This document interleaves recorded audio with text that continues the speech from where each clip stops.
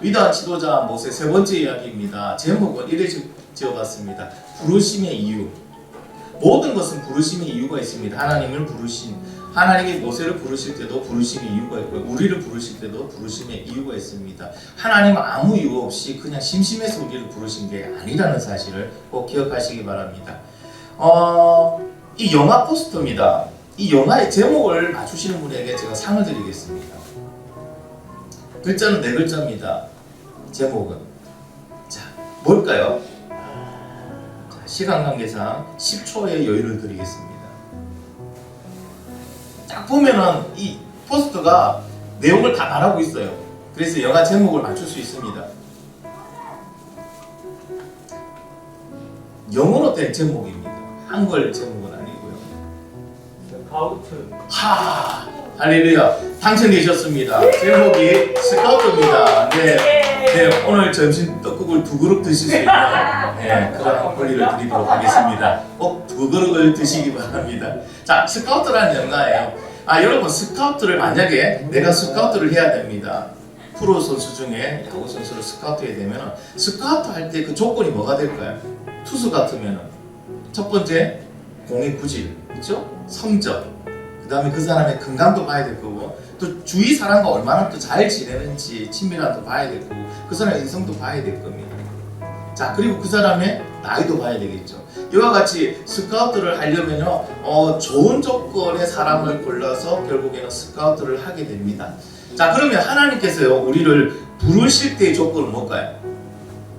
무엇을 보고 우리를 부르실까요? 믿음, 또 우리를 부르시는 조건이 뭘까요? 성격. 자, 믿음, 성격. 조건 없음. 아니, 조건 있습니다. 자, 이런 조건 있습니다. 자기 부인 내려놓음, 말씀에 대한 순종, 이런 것을 하고 있는지 가능한지를 보고 우리를 부르실 줄 믿습니다. 자, 오늘은 그래서 부르심의 조건에 대해서 더 자세하게 알아보기를 원합니다. 그 전에 우리가 한 가지 먼저 알아야 될 것은요, 하나님이 우리를 얼마나 사랑하실까요? 여러분, 하나님이 우리를 얼마나 사랑하실까요? 그냥 많이. 그렇죠. 자, 첫 번째 오늘 본문의 내용대로 한번 보면요, 하나님이 우리를 얼마나 사랑하시면 우리의 모든 것을 듣고 보고 알고 계신다고 말씀하세요. 같이 한번 읽어볼까요? 7절 말씀 시작. 여호와께서 이르시되 내가 애굽에 있는 내 백성의 고통을 분명히 보고 그들이 감독자로 말미암아 부르짖음을 듣고 그 근심을 알고. 아니, 왜 하나님은요, 그 많은 것을 창조하신 분인데 그 중에 사람에 대해서, 인간에 대해서, 인간의 모든 것을 이렇게 보고 듣고 알고 계실까요? 왜 그럴까요? 왜 그럴까요? 왜 이런 관심을 가지고 계실까요? 그렇죠. 모든 것 중에서 하나님은 사람을 사랑하고 계시기 때문에. 답은 사랑밖에 없더라고요. 아무리 생각해도. 아니, 우리가 집에 애완견이나 아니면 동물이나 다른 사람 사랑하는 그런 경험들이 있잖아요. 그래도 하나님같이 24시간 1년 365일을 계속 보고 듣고 알고 있는 경우는 없잖아요. 내가 바쁘면 내 일에 빠져가지고 별로 관심 없을 때도 있단 말이에요. 근데 하나님은요, 관심이 없으신 적이 없어요. 계속 우리의 모든 것을 보고 듣고 알고 계세요. 심지어 우리 머리털까지 다 신신바되었습니다. 우리가 안고 쓰고 일어서고 눕고 자고, 여러분, 우리 마음의 생각과 하는 말까지 행동까지 다 알고 계세요. 그런 관심을 어디서 넣을까요? 사랑에서 넣습니다.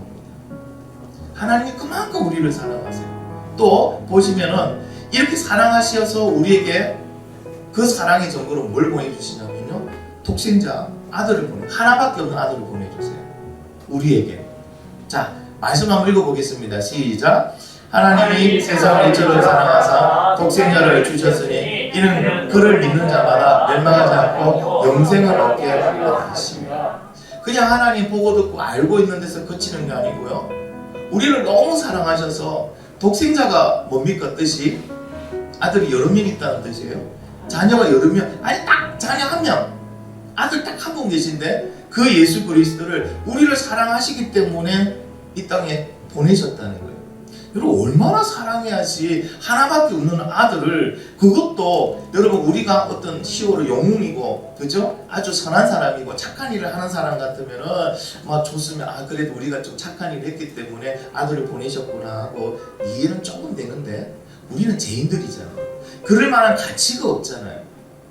그렇지 않습니까? 여러분 우리가 하나님께 이런 사랑을 받을 만한 가치가 없는 그런 존재인데도 불구하고 하나님은 우리를 위해서 독생자 하나밖에 없는 아들을 보내주신 거예요. 여러분 하나님의 사랑이 얼마나 크고 넓은지 조금은 이해가 되십니까? 자, 거기에다가 하나님은 우리를 사랑한다 말로만 사랑하는 사람도 있어요. 그죠? 근데 하나님은 말만 사랑한다고 하신 게 아니고 직접 그 사랑의 증거, 그 사랑을 확증해서 우리에게 보여주셨어요. 같이 한번 읽어볼까요? 시작! 우리가 아직 죄인이었을 때 그리스도께서 우리를 위하여 죽으시고 하나님께서 우리에 대한 자기의 사랑을 확증하셨다. 이게 십자가의 사랑이에요. 십자가의 사랑이 뭐라고요? 하나님이 우리를 사랑하신다는 그 증거예요.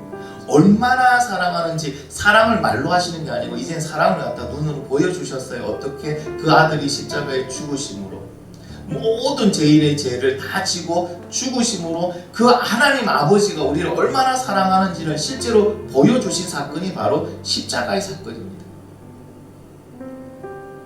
여러분 조금 이제 이해가 되십니까? 하나님이 우리를 향한 사랑이. 그렇기 때문에 우리는요 하나님께서 엄청 사랑하는 존재, 우리는 하나님께 엄청 사랑받는 존재. 여러분 이 땅에서 인정 못 받는다고, 이 땅에 좀 허름하게 산다고, 이 땅에서 좀 외롭게 산다고, 이 땅에 좀 없다고 여러분 위축되거나 고개 숙이지 마시기 바랍니다. 저와 여러분은 하나님의 이런 엄청난 사랑을 받는 존재입니다. 조금 직급은 낮아도 상관없어요. 조금 직업이 좀 떨어져, 세상 사람들이 보기에 뭐 그런 직업, 하찮게 여기는 직업이라도 괜찮아, 버는 게 조금 적어도 상관없어요. 왜? 하나님의 사랑을 이렇게 받고 있잖아요. 그런데 우리는 하나님의 사랑받고 있다는 존재, 우리는 이런 엄청난 사랑을 받고 있다는 것을 잠시 까먹고 이 세상에 없는 걸 보고 기죽고 있어요. 풀주고 있어요. 고개를 쏙 숙이고 왜 난 저런 게 없지?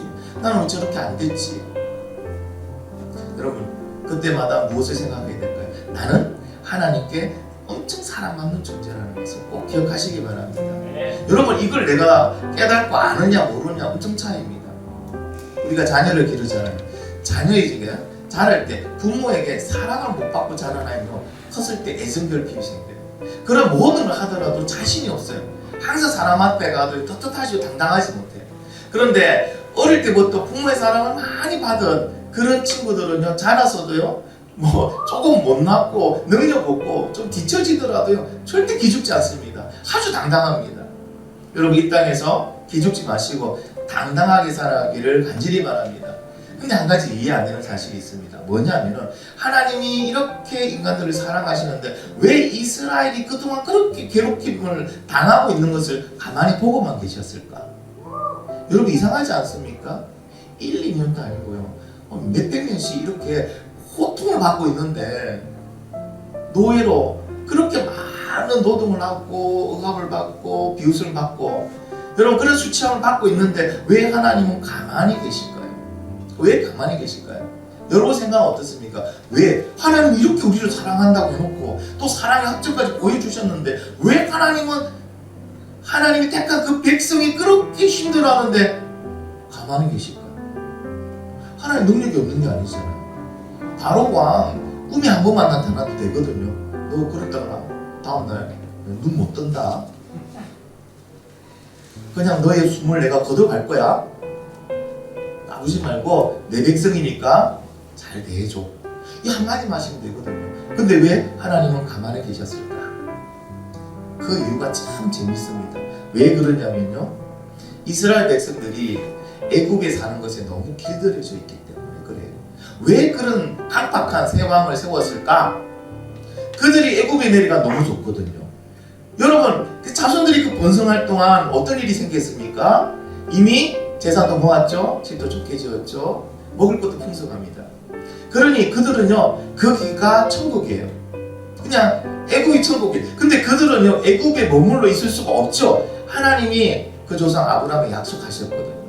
그런데 이미 그들이 애굽에 머물고 거기에 길들여지다 보니까 하나님의 약속에 별 생각이 없는 거예요. 하나님의 약속에 대한 관심이 없는 거예요. 근데 이제 언제 하나님에 대한 관심을 가집니까? 그들이 새 왕으로부터 핍박을 받을 때, 고난 가운데 있을 때, 그들은 그때 하나님을 생각하기 시작합니다. 근데 놀라운 거는요, 그냥 제가 표현할 때, 이스라엘 백성들이 그렇게 고통 가운데 있을 때 하나님은 가만히 계셨다고 했는데, 실제로 하나님은 가만히 계신 적이 한 번도 없습니다. 이들에게 약속하신 것을 지키기 위해서 하나님은요, 사전에 준비하느라고 너무 바쁘시는 거예요. 누구를 준비하고 있습니까? 모세를 준비하고 계셨잖아요. 이와 같이 하나님은요, 우리를 어려움 속에서 그냥 있는 것을 보고 즐거워하고 아무것도 안 하는 게 아니고요, 하나님은 하나님의 약속을 지키기 위해서 하나님께서 하실 일을 아주 바쁘게 하고 계십니다. 그냥 육의 눈으로 보면 하나님 없는 것 같죠? 믿음의 눈으로 보세요. 지금도 오늘 이 시간도 정말 여러분을 위해서 엄청나게 일하고 계십니다. 사전에 준비하느라고 너무 바쁘신 거예요. 이 사실을 믿으시기를 간절히 바랍니다. 자, 그렇다면은 우리가 한번 생각해 볼 게 있습니다. 지금 힘들고 어려운 터널을 건너가고 있는 분이 계실 겁니다. 왜 터널을 건너가야 될까요? 우리는 예수 그리스도를 믿잖아요. 그러면은 터널이 없어야 되지 않습니까? 어둡고 침침하고 힘들고 괴롭고, 그렇죠? 위험한 그런 순간이 없어야 되지 않을까? 예수 믿는다면은 예수님께서 그죠? 우리를 사랑하시니까 그 모든 터널을 다 없애주지 않으실까? 근데 이스라엘 백성을 보세요. 그들이 받는 고난, 그 고난에는 이유가 있습니다. 우리가 지금 터널을 통과하고 있다면 터널을 통과하는 이유가 다 있습니다. 왜 그럴까요? 이스라엘 백성들이 애굽에 길들여졌기 때문에 그들을 고난을 통해서 여기는 내가 있어야 될 것이 아니구나, 그 길들여짐에서 어떻게 해요? 자유함으로 바꾸기 위해서 하나님은 고난을 주신 것처럼 우리에게 터널이 있는 이유는 내가 세상에 지금 길들여지고 있기 때문에, 세상을 내가 지금 좋아하고 있기 때문에. 여러분 생각해 보세요. 세상을 사랑하면 하나님의 사랑이 내 안에서 떠난다고 했잖아요. 세상과 못하는 사람은 하나님과 원수된다고 했잖아요. 근데 우리가 지금 뭐 하고 있다고요? 너무 편하고 좋으니까 돈도 많이 벌고 하는 것보다 잘 되고 주식 투자할 때마다 주식 쭉쭉쭉 올라가고 내가 생각하고 원하는 듯 다 돼요. 그러면은 나는 천국을 바라볼까요? 세상을 바라볼까요? 세상을 바라보고 산다. 나도 모르게 세상에 안주하고 길들여지고 그 세상을 사랑한다는 거예요. 하나님께서 어떻게 한다고요? 터널을 준비하신 거예요. 거기서 무엇을 깨달으라고요? 천국을 깨달으라고. 나는 믿음의 백성이라는 거, 하나님이 계신다는 걸 깨달아 알라는 거예요. 이 땅은 내가 잠시 머물다 가는 곳이니 이 땅에 정 주지 말고 마음 주지 말고 이 땅에 붙들리지 말라고 우리에게 그런 고난을 주시는 겁니다. 그래서 여러분 오해하지 마십시오. 우리가 지금 건너가는 터널은 다 이유가 있어 봤습니다. 어쨌든 이 터널은 우리에게 주시는 하나님의 사랑이지 심판이 아니라는 거. 지금 여러분이 받고 있는 그 고난의 터널은요, 하나님의 사랑입니다. 믿으시면 아멘? 아멘. 심판이 아니에요. 하나님의 사랑이에요. 근데 터널은 힘들죠. 어렵죠. 그죠? 그 터널을 빨리 끝내는 방법이 있습니다. 내려놓으시고 순종하십시오. 그리고 하나님을 바라보세요. 그러면 터널이 끝납니다. 할렐루야. 자, 두 번째로는요, 오늘 말씀 속에서 우리에게 주시는 메시지는 왜 하나님은 이스라엘 백성들이 진심으로 회개하고 뉘우치고 하나님만 섬기는 것도 아닌데도 그들을 애굽에서 구해주기 위해서 그렇게 모세를 세우시는 걸까요? 왜 그렇게 작정하시는 걸까요? 생각해 보세요. 여러분 오늘 본문에서 이스라엘 백성이 하나님께 부르짖음으로 나와요. 근데 부르짖음이 기도는 아니에요. 뭐냐면은 그냥 힘들고 어려우니까요. 힘들고 어려우니까 하나님만을 섬기겠습니다. 하나님을 섬기는데 저들이 하나님을 섬기는데 방해합니다. 저는 목숨 걸고 하나님을 섬기고 하나님을 사랑하고 하나님을 따라가겠습니다. 그런 상태가 아니에요. 그들은 편안한 애굽이었어요. 애굽의 온갖 신들과 다 보면서 그 신을 같이 섬기고 있는 그런 상태였어요. 온리 하나님만 섬기는 백성이 아니었어요. 그래서 그들은 힘들고 어려울 때도 하나님께 금식하며 기도하지 않았습니다. 단지 그들은 삶이 너무 힘들고 어려우니까, 우리도 그럴 때가 있잖아요. 너무 힘들고 어려우니까 막 불평할 때도 있고, 그때 막 막 부르짖을 때도 있고, 그죠? 그런 탄식과 같은 거예요. 지금 이스라엘 백성이 부르짖었다는 것은 탄식과 같은 것이 하나님을 향하여 작정하고 기도하고 금식하며 기도한 것이 아니라는 사실이에요.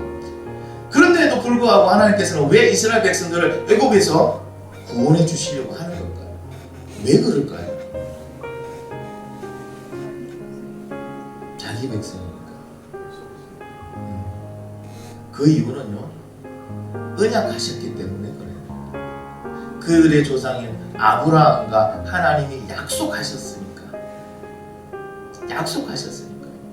자, 하나님께서 모세가 뜰기 나무에 불이 붙은데 나무가 안 타요. 그걸 보고 오는 모세에게 하나님께서 모세에게 자신을 나타낼 때 뭐라고 말씀하십니까? 나는 내 조상의 하나님이니 아브라함의 하나님이 이삭의 하나님 야곱의 하나님이니라. 이 말은 무슨 말입니까? 너 조상 모세야, 너의 조상과 언약을 맺고 그 언약을 이루어가는 하나님이라는 그런 의미예요. 언약을 이루어가는 그런 하나님이다. 그래서 하나님에게 약점이 하나 있습니다. 좀 이런 말을 하기 좀 참 그러는데, 하나님께 굳이 약점을 찾으면 약점이 딱 하나 있습니다. 그것은 바로 언약입니다. 하나님은 약속하신 거예요. 약속을 깨거나 약속을 어기지 못하신다는 거예요. 그게 하나님의 약점이에요. 그래서 여러분, 하나님께서는 스스로 약속하시고 그 약속을 반드시 지켜나가시는데 지금까지도 그 약속을 지켜나가고 계십니다. 믿으시면 아멘. 그럼 우리가 붙들어야 될 건 뭐냐? 하나님께서 우리에게 약속해 주신 그 언약의 약속. 그 언약의 약속이 어디 있을까요? 여기 있어요. 여기. 언약의 약속 여기 있어요. 여기 약속하신 모든 것은 하나님께서 약속하신 거기 때문에 지금도 그대로 이루어지고 있습니다. 그럼 우리는 어떻게 하면 되죠? 이 약속의 말씀 붙들고 약속의 말씀대로 순종하고 하나님께 기도하면 돼요. 그러면 하나님은요, 꼼짝없이 그 약속하신 말씀대로 모든 것을 다 이루게 해주십니다.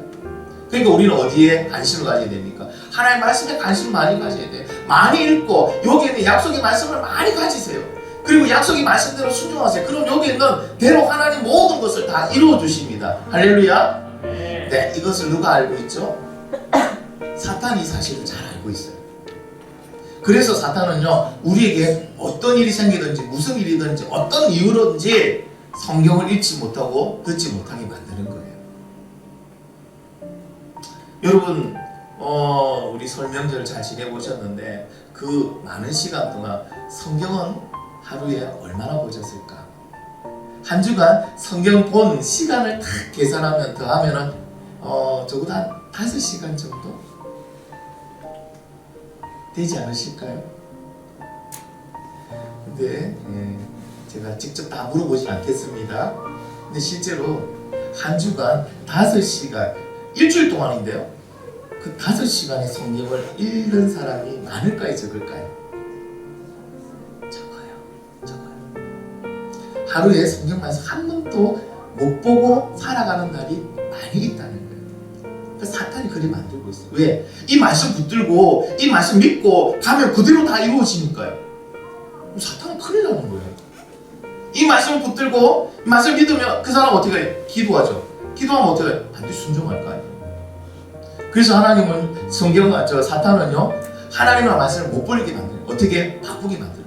막 눈에 좋은 곳에 막 재미있는 것에 막 사람이 끌려가게 만드는 거예요. 지금 어떻습니까? 지금 세상은요, 성경 보기에 딱 안 좋은 세상이 되어버렸어요. 볼 거 많죠, 먹을 거 많죠, 갈 데 많죠, 그리고 돈도 많죠.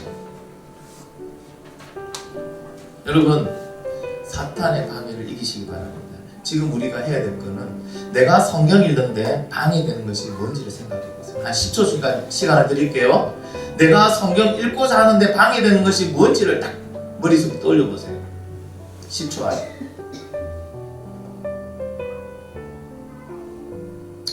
자, 하나님께서 떠오르게 하셨습니까?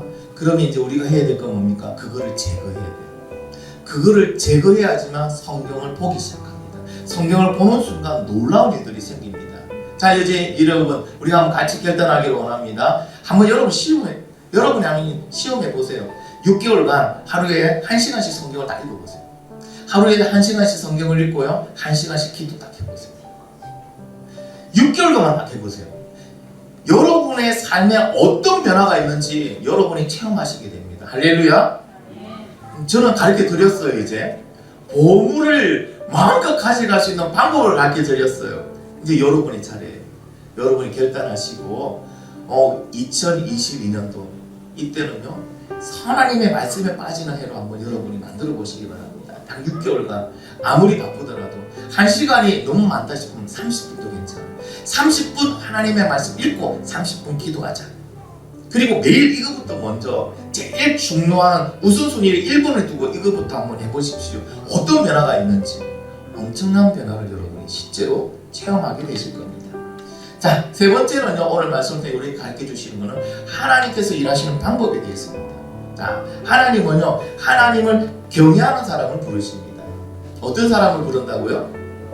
하나님을 경외하는 사람. 자, 모세를 처음 부르실 때요, 하나님은 모세에게 다정하게 이름을 2번 부르세요. 본 말씀 볼까요? 한번 읽어보겠습니다. 시작. 여호와께서 그가 보려고 돌이켜 오는 것을 보시니라. 하나님이 뜰비나무 가운데서 그를 불러 이르시되 모세야 모세야 하시매 하나님 내가 여기 있나이다. 자, 이름을 2번 부르요. 정겹게 부르시는 거예요. 아주 친근하게 부르시는 거예요. 친구를 부르듯이 아주 가까운 자를 부르듯이 모세야 모세야 부르시고 계십니다. 여러분 이 부분을 통해서 우리가 알 수 있는 거는요, 하나님께서는 우리를 자세히 알고 부르신 거예요.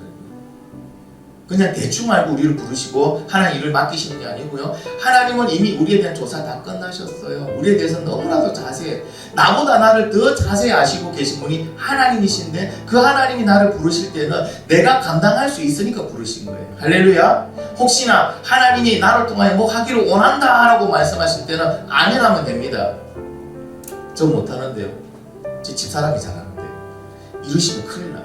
왜? 하나님이 나를 부르실 때는 자세히 알고 그리고 나에게 진짜 좋은 걸 주기 위해서 부르시니까 그 부르심에 여러분 아멘하고 순종하시고 그대로 행하기를 간절히 바랍니다. 자, 그런데 우리가 한 가지 생각할 게 있습니다. 왜 하나님께서는 40살 때 이제 혈기왕성할 때 애굽의 왕자로 있을 때 그때 모세를 사용하지 아니하시고 이제 2배가 됐어요. 80살 80살에 된 모세를 부르실까? 왜 그때 모세를 부르실까? 이유는 이렇습니다. 자, 우리 한번 읽어볼게요. 모세가 하나님을 배웠기를 두려워하여 얼굴을. 자, 40살의 모세는요 두려울 게 없었어요. 애굽의 왕자니까 그 앞에서 모두가 무릎 꿇었거든요. 그러니까 하나님이라고 해도 별 두려워하지 않았습니다. 모세는 40살의 모세는. 그런데 80살의 모세는요 하나님을 두려워할 줄 아는 모세가 되었어요. 자, 2번째는요 같이 읽어볼게요. 시작. 모세가 하나님께 이르되 내가 누구이기에 바로에게 가며 이스라엘 자손을 애굽에서 인도하여 내리까. 자, 40살의 모세는요, 왕자였던 모세는요 아주 자신감이 있었습니다. 그렇게 왕성했습니다. 내가 모든 걸 다 할 수 있다고 생각했습니다. 그러나 80살의 모세는요, 내가 누구이기에 나는 아무것도 아닙니다. 아무것도 할 수 없습니다. 자기 자신이 아무것도 아니라는 것을 깨닫고 있었습니다. 하나님을 두려워하고 자신이 아무것도 아님을 깨닫고 있는 모세는 비로소 하나님을 경외할 준비가 된 거예요. 하나님을 경외할 준비가 되었기 때문에 80살의 모세를 부르신 거예요. 이와 같이 하나님은 자기 자신을 낮추고 내가 아무것도 아니고 하나님을 두려워하는 그런 마음을 가진 사람을 하나님은 세우십니다. 믿으시면 아멘? 우리는 왜 나는 왜 안 써요? 이렇게 말하는데 아니요, 나를 낮추고 나를 키우고 하나님을 두려워하는 마음으로 하나님을 사랑해보세요. 하나님은 반드시 나를 부르십니다. 할렐루야. 자, 그리고 하나님께서는요 모세에게 신발을 벗으라고 명령하십니다.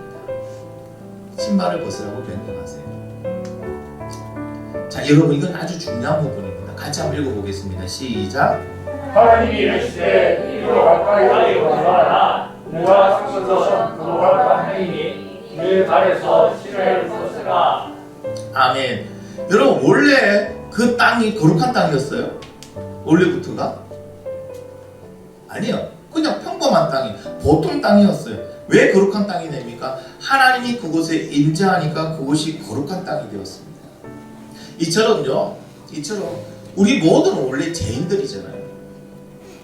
그런데 우리 가운데 누가 계신다고? 예수 그리스도가 우리 가운데 계시니까, 우리 속에 계시니까 우리가 어떤 사람으로 변했다고요? 거룩한 존재가 된 거예요. 거룩한 존재. 그러니 내가 거룩한 사람이 됐다, 나는 이제 새로워졌다, 자랑할 필요는 없어요. 의시될 필요도 없어요. 나는 원래 더럽고 원래 나는 죄인일 뿐이에요. 원래 그 땅은 평범한 땅인데 하나님이 있으니까 거룩한 땅이 된 것처럼, 하나님이 나와 함께 계시니까 나는 그렇게 귀한 존재, 거룩한 존재가 된 거예요. 그럼 반대로 얘기하면요, 하나님이 나와서 떠나버리면 나는 어떻게 될까요? 하나님과 내가 멀어지면 나는 어떻게 될까요? 그렇죠? 그냥 평범한 별 볼일 없는 존재가 돼요. 똑같이 그냥 죄인일 뿐이에요. 여러분, 그러면 우리는 하나님과 항상 붙어 있어야 된다는 거예요. 하나님을 떠나서는 우리는 더 이상 설 수 없다는 거예요.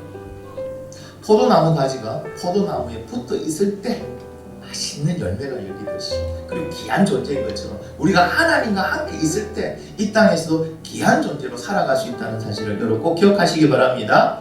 그러면 하나님께서는 왜 모세에게 신발을 벗으라고 말씀하셨을까? 그것은 거룩한 곳이니까, 하나님과 함께 있으니까. 오만과 교만과 자만을 넘치는 사람은 못 들어오니까. 신발을 벗는다는 건 뭐냐면은, 여러분, 당시에는 이 유대인들은요, 맨발로 다니는 것을 억수로 수치로 여겼습니다. 그 자체는요, 모멸감으로, 그리고 그렇게 절대로 안 해요. 누가 신발을 벗고 다니냐? 노예들만 신발을 벗고 다녔어요. 근데 하나님은 지금 그 유태민 모세에게 신발을 벗으래요. 그 말은 뭡니까? 너를 낮춰라. 종의 신분으로 내 앞으로 나와라. 교만과 오만과 너의 생각을 다 버리고, 종은 자기 생각이 없어요. 그래 사랑받아요. 주인이 오른쪽에 있는 그 밭을 매라고 하는데 지 생각이 왼쪽에 있는 밭이 먼저 해야 될까, 왼쪽을 하고 오면요, 열심히 일하고 와서도 주인한테 야단 듣습니다. 그리고 밭도 못 얻어먹어요. 왜? 주인의 뜻대로 안 하니까. 맞지 않나요? 그러니까 종으로 하라는 거예요. 하나님 앞에 나올 때 우리는 어떤 모습으로 나가야 된다고요? 종의 모습으로 나가야 돼요. 절대적으로 하나님께 순종하고 하나님 말씀에 듣고 하나님 뜻대로 가기 위해서 나가는 거예요. 그러니까 모세에게 신발을 벗으라는 건 그런 의미예요. 여러분, 신발을 벗으시기를 간절히 바랍니다. 여러분이 예배에 나올 때는요, 신발을 반드시 벗고 나오세요. 그래서 신발을 벗고 저희 잠시장에 거기는 시민발을 신고 있게 만들었습니다. 항상 하나님 앞에 신발이 내가 벗고 있는지 신고 있는지를 점검하는 저와 여러분이 되기를 간절히 바랍니다. 자, 이제 하나님께서는요, 이렇게 하나님의 기준을 통과한 모세에게 사명을 주십니다. 부르심의 조건에 합당한 그 모세에게 사명을 주십니다. 사명을 한번 읽어볼까요? 시작. 이제 내가 너를 아버지에게 건네어 너에게 내 백성 이스라엘 자손을 애굽에서 인도하여 내게 하리라. 아멘. 자, 우리 빨간 글자만 같이 한번 읽어보겠습니다. 시작. 내가 하리라. 사명은 누가 받았죠? 모세가 사명 받았어요. 근데 그 사명을 이루시는 주체는 누구일까요? 하나님. 지금 글이 나와 있잖아요. 내가 하리라 했잖아요. 보낸 건 니인데 내가 나한테 하는 말만 하면 된다는 거예요. 결과적으로 결과를 이룬다는 건 누구가 이루신다고요? 그 사명을 이루는 분은 누구라고? 내가 하리라. 하나님이 하십니다. 할렐루야. 그렇기 때문에 하나님이 어떤 사명을 주셔도, 어떤 임무를 나한테 맡겨도 여러분 두려워하지 마시기 바랍니다. 어떤 말씀도 두려워하지 마시기 바랍니다. 하나님은 모세에게 이렇게 말씀하십니다. 한번 같이 읽어볼게요. 시작.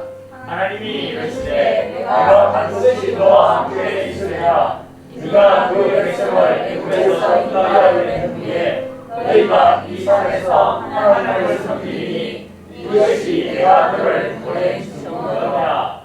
아멘. 여러분, 하나님 우리에게 언약해 주시고요, 그 언약을 주실 때는 우리 보고 지키라는 이유겠죠, 그렇죠?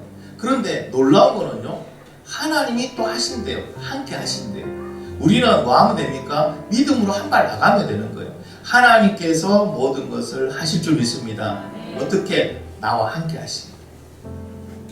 모세와 함께 하신 하나님은요, 오늘날 우리에게도 함께 하십니다. 약속해 주셨거든요. 세상 끝날까지 우리와 함께 하시겠다고. 믿으시면 아멘? 그럼 여러분이 예수 그리스도를 믿을 때요, 이미 하나님은 우리와 함께 하십니다.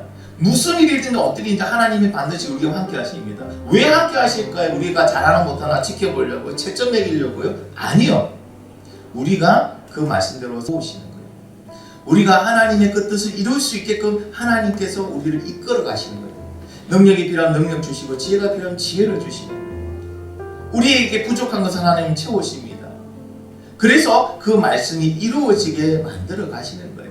여러분 이 말씀을 믿으시고 하나님의 말씀 붙들고 갈 때 하나님이 나와 함께 하신다는 사실을 언제나 어디서나 선포하는 저와 여러분이 되기를 간절히 바랍니다. 말씀을 정리합니다. 자, 하나님의 부르심에는 그 때가 있고요. 또 이유가 있습니다. 자, 때는 언제일까요? 내가 아무것도 할 수 없다고 인식할 때, 고백할 때입니다. 모세는요, 40살에 내가 할 수 있다! 내밖에 없다! 이럴 때는 하나님께서 그를 부르시지 않으셨어요. 그가 모든 것을 다 잃고 미디안 광야로 갔을 때, 내가 왜 그렇게 생각했을까? 뒤돌아보니까 자신은 아무것도 아닌 거예요. 미디안 광야에서 40년 동안 양을 치면서 다 겪은 게 그거예요. 내가 부질없는 짓이구나. 내가 할 수 있다고 했지만 내가 할 수 있는 거는 실제 아무것도 없구나. 나는 왕자로서 당연히 뭔가 할 수 있대. 아니 나는 아무것도 아니었구나. 그것을 깨달을 때 그때 하나님은 모세를 부르셨습니다. 여러분 항상 이 원리를 생각하십시오. 그러면 하나님께서 언제든지 나를 부르실 수 있어요. 어떻게? 나는 아무것도 아니구나. 나로서는 아무것도 할 수 없구나 하고 나 자신을 내려놓을 때 그때가 하나님이 나를 사용하실 겁니다. 모세는요 그때까지 가는데 80년이 걸렸거든요. 그러면 우리는 이 원리를 안다면은 지금 나를 하나님께서 부르시게끔 그때를 만들 수가 있어요. 할렐루야. 그래서 어떻게 해요? 하나님을 경외하고 겸손히 나를 낮추시면 돼요. 자, 그러면 이제 하나님께서 나를 하나님의 자녀로 부르신 이유에 대해서 한번 생각해 보겠습니다. 자, 모세가 보고 간 게 뭡니까? 불이 붙은 떨기나무인데 불이 안 타요. 그렇죠? 자, 그걸 보고 갑니다. 근데 이거는 상징적인 의미가 있습니다. 어떤 의미냐면은 이 불은 하나님을 의미하고요. 하나님 임재를 의미하고 그럼 떨기나무는 무엇을 의미할까요? 저 떨기나무는요 그냥 사막에 가면은 그냥 발에 채이는 게 떨기나무예요. 흔한 거예요. 그렇게 귀한 것도 아니에요. 아주 용도가 아주 뭐 쓸모 있는 용도가 많은 그런 것도 아니에요.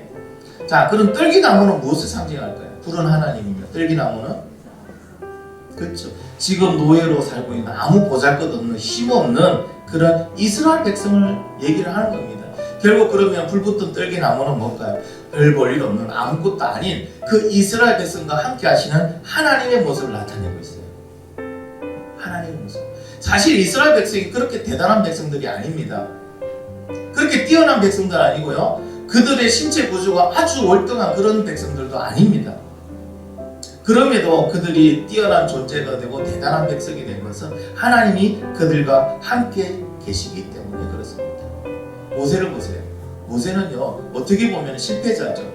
내 힘으로 하려고 했다가 살인만 하고 도망가서 아무것도 이루지 못하고 80살까지 40년 동안 양만 치고 있는 실패자예요. 그런데 아무것도 아닌 그런 초라한 모세였지만 하나님이 그와 함께 하시니까 어떻게 됩니까? 민족의 위대한 지도자가 됩니다. 모세와 같은 지도자는요 그 이전에도 없었고 그 이후에도 없습니다. 하나님과 대면하여 얘기한 사람은 모세밖에 없습니다. 그는 아무것도 아니었는데 그냥 보잘것없는 아니 더 비참한 그런 존재였지만 하나님이 함께 하시니까 이런 인물이 되었습니다. 여러분 우리도 하나님과 함께 할 때 이런 멋진 인생을 살아갈 줄 믿습니다. 여러분 우리는 예수 그리스도를 영접한 순간부터 새로운 존재가 되었다는 것을 믿으시면 아멘. 여러분이 아멘 안 해도 고린도서 5장 17절 그렇게 말씀하고 계세요. 같이 한번 읽어볼게요. 시작. 그런즉 누구든지 그리스도 안에 있으면 새로운 피조물이라 이전 것은 지나갔으니 보라 새 것이 되었다. 이전 것은 어떻게 됐다고요? 잠시 보관하고 있습니까? 아니요, 지나갔어요. 보라 우리는 새 것이 되었다고 말합니다. 여러분이 예수 그리스도를 영접하는 순간, 예수 그리스도를 믿는 순간 새로운 존재가 되었고, 새로운 존재가 되었다는 것은 새로운 삶을 살 수 있게 되었다고 얘기를 하고 있습니다. 근데 중요한 것은 그럼에도 불구하고 일부 그리스도인들은요 새로운 존재가 되었다는 걸 자기가 알고 아멘했는데도 불구하고 새로운 삶을 살지를 못해요. 왜 그럴까요? 이제 우리는 그리스도인 됐으면 달라진 새로운 삶을 살아야 되는데 왜 여전히 옛 사람의 삶을 살고 있을까요? 왜 그럴까요? 네, 비슷해요. 맞아요. 결심은 했는데 결단을 못했어요. 새로운 삶을 살겠다고 결심은 했는데 결단을 못했어요. 여러분, 우리 연초 되면 많은 결심을 하죠, 그죠? 많은 것을 하겠다. 이 올해 한 해 동안 여러분이 올해 한 해 동안 그죠? 꼭 이루고자 결심한 게 뭡니까? 무엇을 결심하셨어요? 우리 이정환 지사님 올해 한 해 동안 이걸 꼭 하겠다 결심한 게 있습니까? 대부분 보면요, 그냥 보통 사람들도 한 3가지에서 4가지 이 정도는 꼭 결심합니다. 그 남성분들이 결심의 제일 첫 순위가 뭔지 아닙니까? 올해는 담배를 끊겠습니다. 예. 1월 정도 넘어가면요, 그 결심이 이제 흔들리기 시작해요. 왜 그러냐면 여러분, 결심은 마음으로 하는 거예요. 그럼 결단은 뭘까요? 결단은 행동을 하는 거예요. 우리는 결심을 많이 합니다. 근데 결심은 마음으로 했기 때문에 별로 크게 영향을 끼치지 못하더라는 거예요. 근데 결단은 행동을 하기 때문에 결과가 있더라는 거예요. 우리가 왜 그리스도인으로서 새롭게 되었다는 걸 알고 있는데도 새로운 삶을 못 살고 있느냐? 결심을 했는데 결단하지 못한 겁니다. 여러분, 새로운 삶을 살기 위해서는 내가 무엇을 해야 할지 생각하고 내가 할 수 있는 걸 먼저 찾으세요. 할 수 있는 쉬운 것부터 찾으시고 하나씩 행동해 나가시기 바랍니다. 갑자기 내 삶을 180도로 바꾸려면 그거는 백날에도 안 됩니다. 실패합니다. 지금 내가 할 수 있는 이 단계에서 내가 할 수 있는 한 가지를 찾으세요. 새롭게 되었으니까 이제 내 것은 버리고 새롭게 살기 위해서 내가 고쳐야 될, 고칠 수 있는 한 가지를 생각하세요. 그 한 가지를 오늘 행동으로 옮기세요. 그렇게 살다 보면요, 세월이 지나고 올해가 지나서 올해 마지막 12월 31일이 되면요, 놀랍게도 새로운 삶을 살고 있는 나의 모습을 발견하게 될 줄 믿습니다. 할렐루야. 여러분, 결심하지 마시고 이제는 결단하시기 바랍니다. 자, 모세를 부르신 이유는 이스라엘 백성들을 구원하기 위해서 불렀죠. 그러면 마지막으로 이제 질문합니다. 하나님이 우리를 하나님의 자녀로 부르신 이유는 뭘까요? 뭐 하기 위해서 부르셨죠? 답이 나와 있는데 사랑입니다. 사랑입니다. 하나님을 내 마음과 뜻, 목숨과 뜻과 힘을 다해 사랑하고 내 이웃을 내 몸과 같이 사랑하게 하기 위해서 하나님은 우리를 하나님 자녀로 부르심을 믿으시면 아멘. 아멘. 여러분, 사랑 중에 최고의 사랑이 뭡니까? 목숨을 살리는 거잖아요. 맞죠, 그죠? 그러면 내가 사랑하는 사람에게 목숨을 살릴 수 있는 최고의 사랑의 선물은 뭘까요? 예수 그리스도입니다. 복음이에요. 그럼 내 이웃을 내 몸과 같이 사랑하라면요, 어떻게 해요? 그에게 무엇을 전해줘야 될까요? 예수 그리스도를 전해줘야 돼요. 그의 영혼을 살리는 거잖아요. 그것이 최고의 사랑이잖아요. 여러분, 그에게 살을 주고 좋은 곳을 같이 구경하고 또 선물을 주고 그런 것도 좋아요. 사랑의 표현 맞아요. 그러나 우리가 해야 될 거는 최고의 사랑도 해야 될 줄 믿습니다. 최고의 사랑이 뭐라고요? 예수를 전해서 그 영혼이 지옥 가지 않고 천국 가게 하는 거예요. 우리를 부르신 목적은요, 이 사랑을 하게 하기 위해서입니다.